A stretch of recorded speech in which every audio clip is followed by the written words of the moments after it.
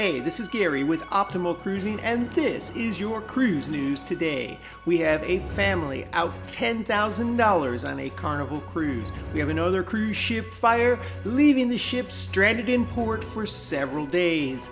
And we have Backlash for a passenger who was allowed to bring a pet on board the ship, claiming it was a service animal. Let's get started.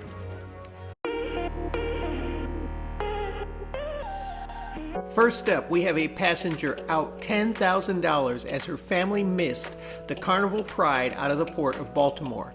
Now, her family lives about 90 minutes from the port, but because of some accidents and major summertime traffic, it took her family over 5.5 hours to get to the port. She left at 11 and planned on having plenty of time to make the ship. But she arrived after embarkation closed and they would not let the family board. They lost all of their deposit. This is why it's so important to purchase travel insurance before your cruise. Reports are that a total of 16 passengers actually missed that ship due to similar traffic-related circumstances. Next up, we have the Celebrity Infinity, which had a fire earlier in the week while it was at a port in Turkey. So when passengers came back after their day of excursions, they found out that the ship could not leave port. In fact, it was stranded there for several days. Now, it's finally back at sea, but it's only heading home to where everybody has to get off the ship, and the passengers missed half of their ports of call. Now, Celebrity has done some interesting things, which is nice to see. So they gave everybody on board some extra onboard credit depending on their room category.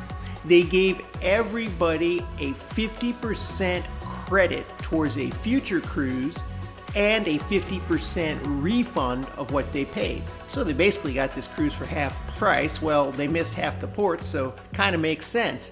In addition, they went all out, and for the days when they were stranded in Turkey, they gave passengers free excursion options. So they had something to do. So what do you think? Is it worth complaining over this, or did Celebrity do the right thing and make it right to the passengers?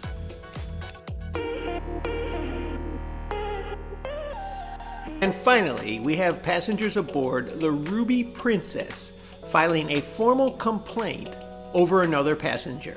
Yes, you can't make this stuff up, but apparently a passenger on board had brought their pet dog, claiming it was a service animal when clearly it wasn't.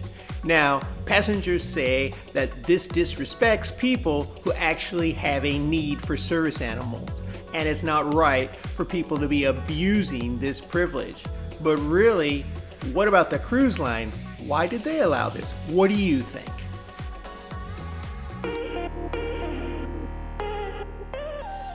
Now that you're up to date on the cruise news, you can check out our other cruising tips and tricks right here. Please subscribe, and thanks for watching.